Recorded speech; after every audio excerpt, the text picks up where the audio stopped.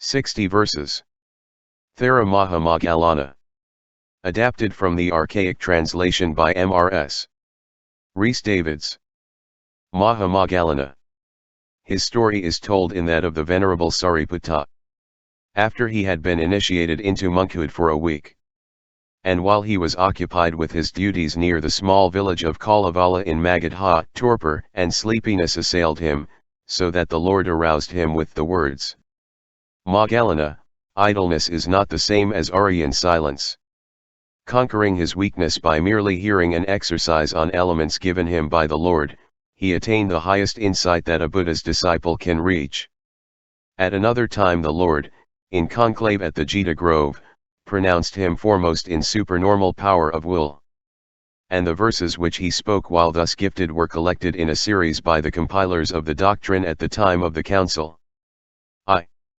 When teaching the bhikkhus, we forest dwellers, beggars all, pleased with the scraps placed in our bowl, the hosts of Mara we can smash if we have well learned self-control. We forest dwellers, beggars all, pleased with the scraps by which we are fed, Mara and hosts let's sweep away. As elephant a rush-built shed, we who at root of shady tree, work at our task persistently, pleased with the scraps placed in our bowl, the hosts of Mara we can smash, if we have well learned self-control. We who at root of shady tree, work at our task persistently, pleased with the scraps by which we are fed, Mara and hosts let's sweep away. As elephant a rush-built shed. 2. To a prostitute who sought to allure him, you with that little hut of framework bony, and flesh encased by sinewy stitchery. Bad on you, repulsive. You full of smells unseemly. Finding yourself in limbs that are not you. O bag of muck enwrapped in skin. O witch. With ulcered breast. 9 are the streams that on your body trickle night and day. Your body with 9 streams and foul smelling. Maker of bonds, that let a bhikkhu shun. As one would dung, would he glad to be clean. Did but folk know you as you are, as I do know you, they would shun you from afar, as they would shun a sewage pool in the rains. Then that woman felt ashamed and bowed before the Thera saying, Yes, O great hero, even so it is. As you, O holy monk, have pronounced. And in this many miserably fail. And faint, as in a swamp an aged ox. The Thera. He who would fancy he can paint the sky with yellow, or maybe some other hue, is to defeat foredoomed, and only that. My heart is like that sky, beyond your reach. For it is well controlled within and calm. For that reason bring not your evil thoughts to me. As bird that flies bewildered into flame. See the tricked out puppet shape, a mass of sores, a mass diseased, teeming with many purposes and plans, and yet in whom there is no power to persist. See the tricked out form, bejeweled, ringed, all sheathed in bones and skinny envelope, by help of gear made fine and fair to see. Be with habit of doing makeup adorning feet and face, remaining within the power of Moha, that one will not go to the state of divinity. See with habit of beautifying hair and adorning eyes, remaining within the power of Moha, that one will not go to the state of divinity. See with habit of beautifying and adorning, remaining within the power of Moha, that one will not go to the state of divinity. Def those with habit of beautifying and adorning themselves, they will meet a sad state after the breakup of body. Just like a deer is ensnared in net and carried away by a hunter. 3. Concerning the passing away of Sariputta Thera. Oh! Then was terror, then was mighty dread. Then stiffened hair and quivered creeping nerve. When he, provided with every crowning grace, the venerable Sariputta passed away. Oh transient are our life's experiences. Their nature it is to rise and pass away. They happen in our understanding, they cease to be. Oh well for us when they are sunk to rest. They who are fivefold organism see as something other, not the self, not soul, they penetrate the delicate things of truth. As arrow point did pierce a tip of hair. They who see our life's experience as something other, not the self, not soul. They pierce the subtle mysteries of truth. As arrow point did pierce a tip of hair. 4. Spoken concerning Thera. As one down overcome by impending sword. As one whose hair and turban are aflame. So let the monk, mindful and alert, go forth, all worldly passions left behind. Spoken concerning Thera. As one is down hit by impending sword. As one whose hair and turban are aflame. So let the monk, mindful and alert, go forth, all lust of living left behind. V. Spoken in connection with the act of the Thera's dialogue.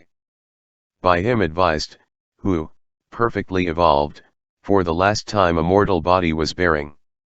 My foot uplifting with my toe I shook. The terrace by Meghara's mother built. 6. Spoken concerning a certain bhikkhu. Nothing has this to do with tepid slackness.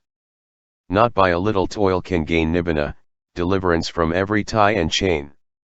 See this young monk, this among you unmatched. Mara and all his host has he defeated. And therefore wears he his final frame. 7. Concerning his own detached life. The lightnings flash even in the rocky cave. Striking Vibhura's crest and Pava, and in the mountain bosom hid, a child of the incomparable Lord sits, ardent in meditative ecstasy. 8.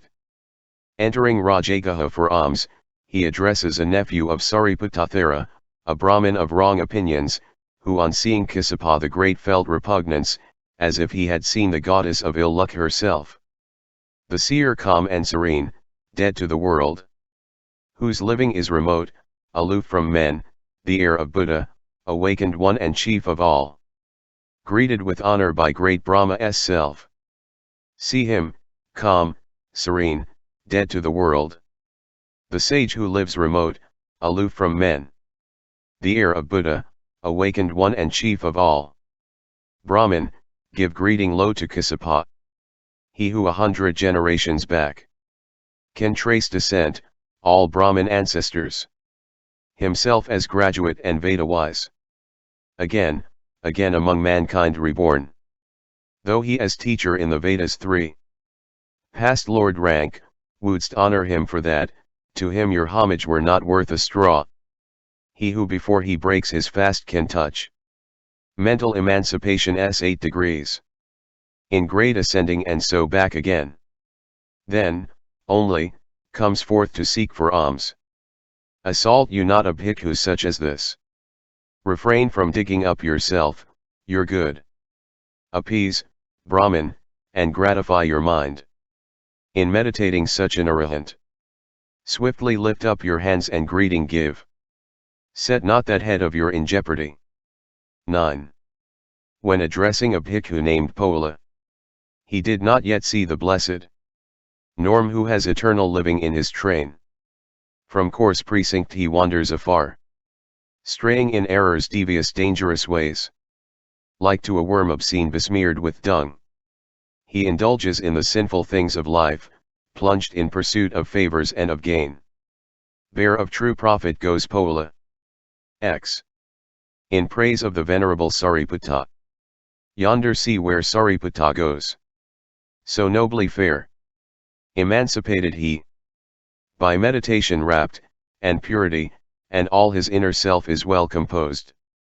Exempt from moral harm, all bonds broke. In higher Vedas versed, killer of death. Worthy that men should bring him offerings. Incomparable field for great reward. 11. Spoken by the venerable Sariputta in praise of Moggallana the great Thera. See how they stand, those teeming with deities of mystic potency and glorious. 10 times 1,000, Brahma's ministers. Praising Moggallana reverently. Hail you, humanity's aristocrat. Glory to you, you highest among men. Perished for you are the intoxicants. And you, O Lord, most worthy are of gifts.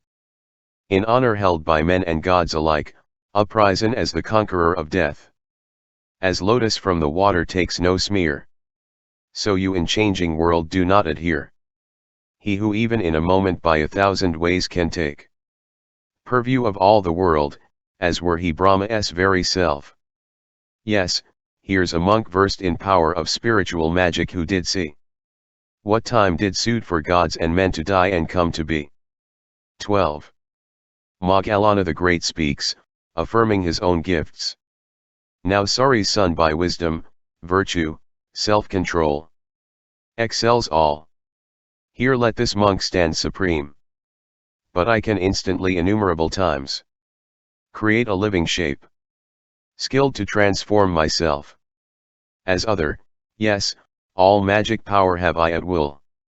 He of the Moggallanas, in the rule of him who stands alone, has perfected his powers. In meditative ecstasy and higher wisdom. Expert, valiant, and self-controlled has burst his bonds. As did the elephant a rotten fiber rope. The Lord has my loyalty and love, and all the Buddha's ordinance is done. Lo have I laid the heavy load I was bearing. Cause for rebirth is found in me no more. The good for which I gave the world farewell, and left the home to live where is no home. That highest good have I attained and won. And all that bound and chained me is gone. 13. Rebuking Mara who had entered and then left the Thera's bowels. What sort of hell was it where Dusy cooked? In anguish, when he injured Vidhura. Disciple, holy Kakuzand Hatu? It was the infernal realm of iron spikes. 100 points, each dealing bitter pain. This sort of hell it was where Dusy cooked. In anguish, when he injured Vidhura. Disciple, holy Kakuzand Hatu?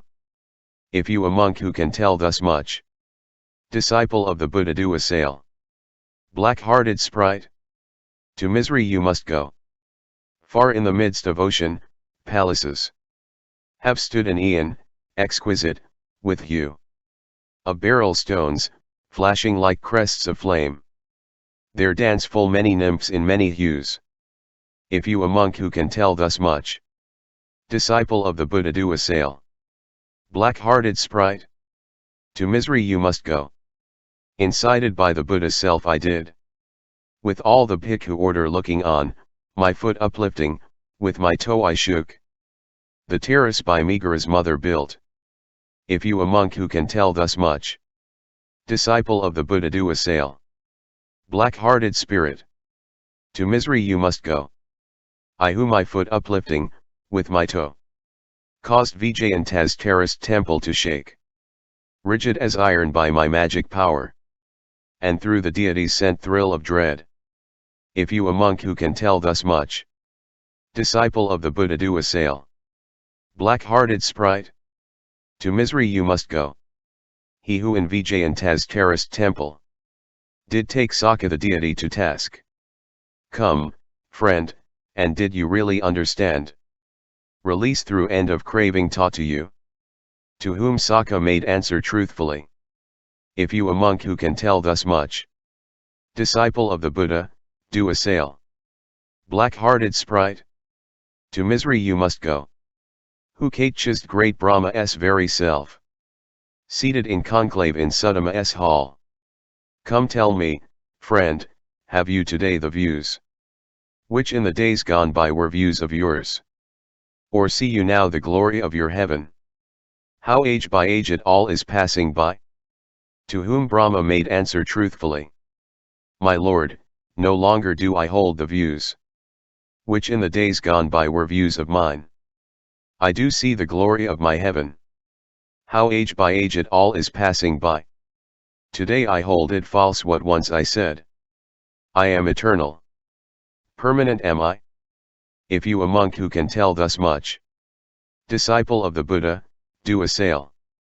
Black-hearted sprite. To misery you must go. Who in emancipation's ecstasy has touched great Neru's topmost pinnacle, Pubbavadha's forest world has seen, and men that live on that remotest plain. If you a monk who can tell thus much, disciple of the Buddha, do assail.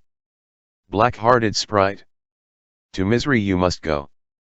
Fire did not think, lo, I will burn the fool. But if the fool lay hands on blazing fire, the fire must burn and he must needs be burned.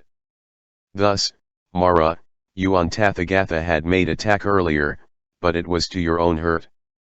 As when a foolish child did touch the fire. Demerit has the evil one begot. Who made attack on Tathagatha? What do you imagine, O you evil one? That evil brings you not its sure reward? For this that you have done, long will it be, before that evil exhausts itself out, O death. Begone you, Maha, from the awakened mind. Against the monks cease your wicked plots. Thus in the forest of Bisaka Maha stood condemned by a monk. Because of that the berated mischievous one, dejected much. Even where he stood, did vanish quite away. Thus verily did the venerable Moggallana the great utter his verses.